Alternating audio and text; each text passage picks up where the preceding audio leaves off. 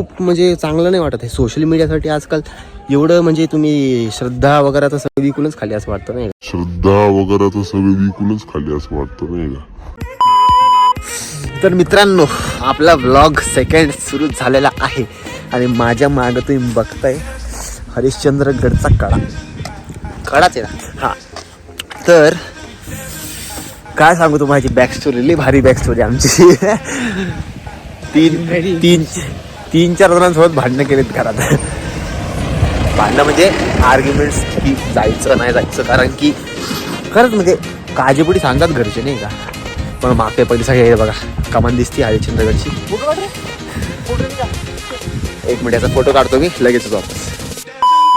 तर बॅक, हां, तर ह्याची बॅक स्टोरी अशी होती की तुषारचा प्लॅन होता नाही का. सांगतो तुम्हाला सगळे स्टोरी सांगतो. तुषारचा प्लॅन होता जायचं म्हणून नाही का. आता ह्या महिन्यात जायचं का पुढच्या महिन्यात, मी तर त्याला 1 तारीख सांगितली होती जायसाठी, पण आता त्याला चूळ होती जायची नाही का. मी म्हटलं ठीक आहे, आता माझ्याकडे पैसे नव्हते पहिली गोष्ट खर्च करायसाठी काहीच. तो म्हटलं मी स्पॉन्सर करतो. ठीक आहे म्हणलं, मी फक्त माझं शरीर घेऊन आलं सोबत. बाकी सगळ्या स्पॉन्सर तो आहे, खाणं पिणं सगळं त्याच्याकडे. हां, तर सेट व्हायची नाही.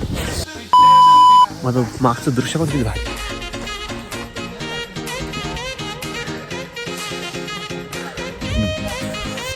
आम्ही उशिरा निघतो, 12 वाजता निघलो होतो. यायला आम्हाला 6 घंटे लागले गाडीवर. नॉनस्टॉप आलतो माहिती आहे का. पण एकच तरी घेतला चहासाठी.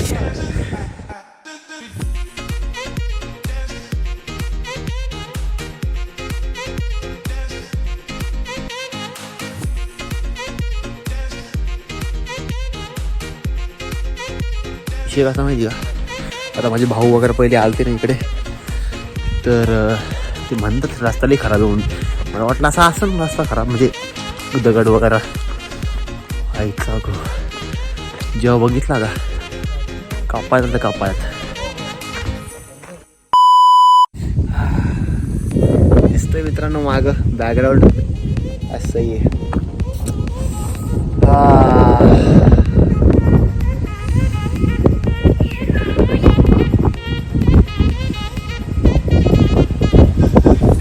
असं निसर्गरम्य वातावरण असेल आणि सोबत मित्र असेल तर काय गरज आहे काय.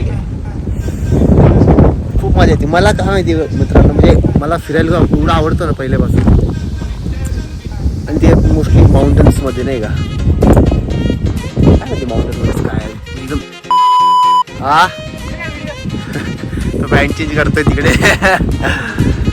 ठीक आहे मित्रांनो, let's continue after some time. तर मी बोलत होतो, आता मी बस आता सुरुवात केली आहे. पण आमच्यासोबत एक अजून मुलगा भेटला आम्हाला, जो 3 दिवस 3 फॉर्ट करतोय. आता सुद्धा त्याचा थर्ड डे 3 आज शेवटचा. हा, त्यांनी कळसुबाई केला, रतनगड केला, आज हरिश्चंद्रगड. डेडिकेशन माय गॉड. आमची एका म्हणजे आम्ही हालत पंक्चर झाली आमची.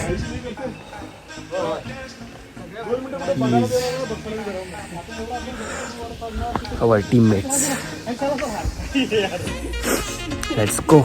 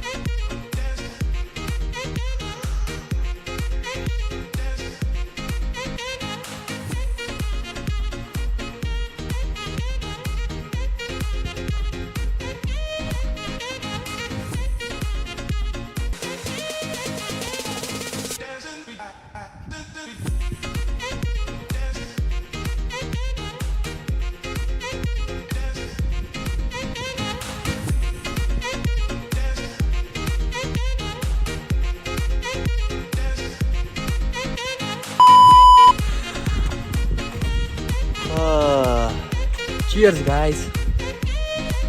आता इथं पोचलेलो आहे, पण विषय असा आहे, कोणतरी म्हणलं आम्हाला ते वरचा डोंगर आहे ना तिथं परत जावं लागेल, परत मी तिथे जावं लागेल.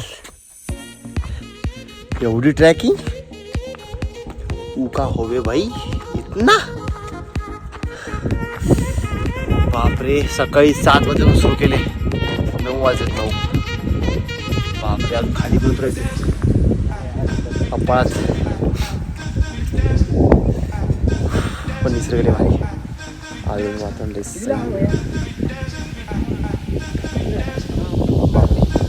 किती वेळ लागेल त्याला? तो डिपेंड होता अर्धा तास अजून.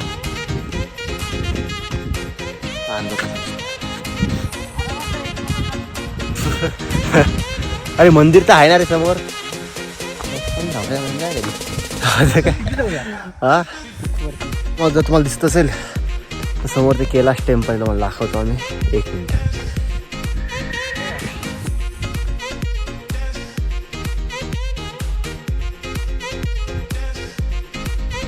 तेच मंदिर आहे ज्याचे 3 खांब हे तुटलेले आहेत आणि 1 खांबावर मंदिर आता उभं आहे. आणि ते असं म्हणतात की कलियुगाचा खांब आहे. आणि जेव्हा तो खांबा तुटन तेव्हा कलियुग संपून जाईल. आता या गोष्टीवर तुम्ही किती बिलीफ ठेवता आहे तुमच्यावरती आहे, बट मस्त आहे. जाऊया बघूया. This is what I am saying. इथं मंदिर आहे, गोष्टी असं किती भारी वाटतं ना बघायला. थोडी गेला प्लॅस्टिक सारख्या गोष्टी या पृथ्वीवर फक्त प्लास्टिक टिकतं, लक्षात घ्या. चला ठीक आहे, मी तुम्हाला मंदिरापाशी गेलो तुम्हाला कनेक्ट करतो.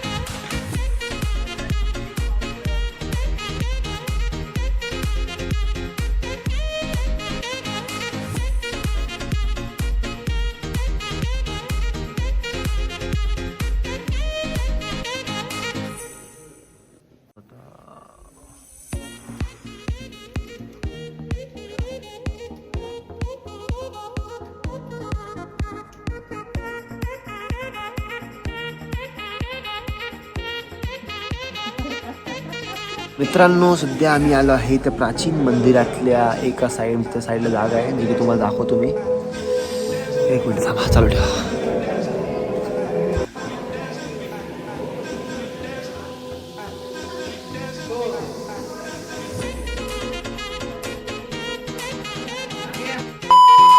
हा, आणि मित्रांनो मला ॲक्च्युअली खूप गोष्टी बोलायच्या तुम्हाला.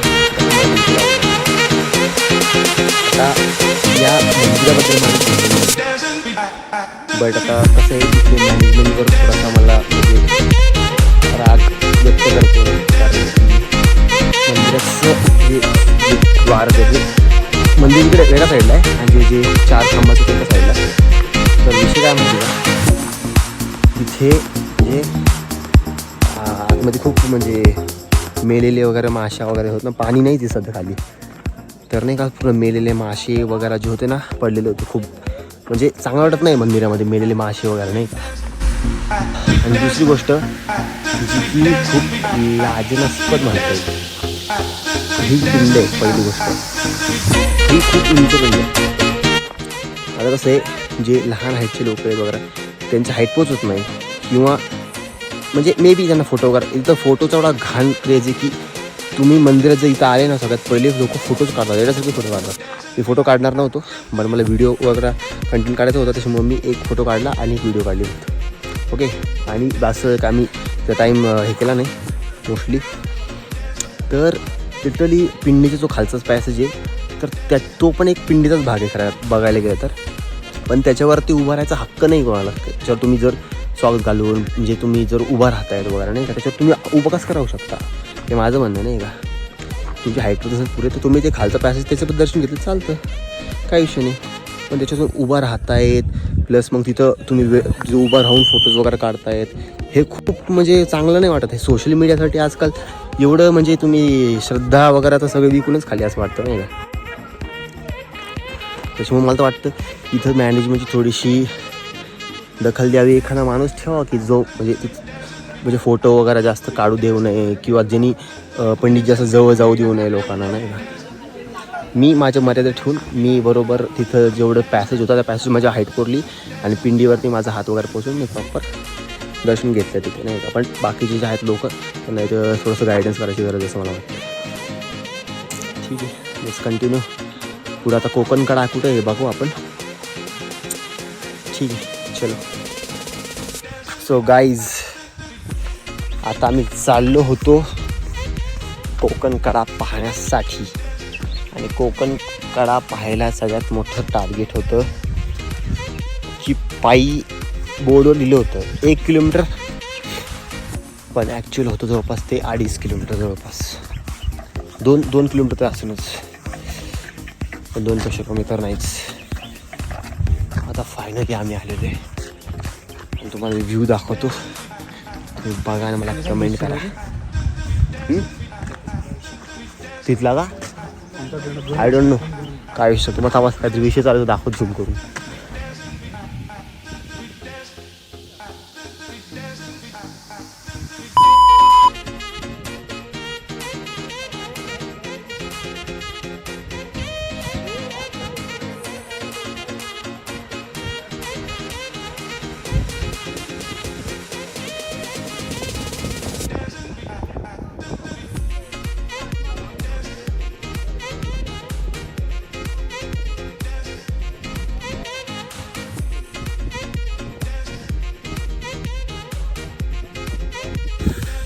तर मित्रांनो, वी आर बॅक. एवढी जास्त गरमी, पहिले सकाळी जास्त थंडी, आता सकाळी जास्त गरमी.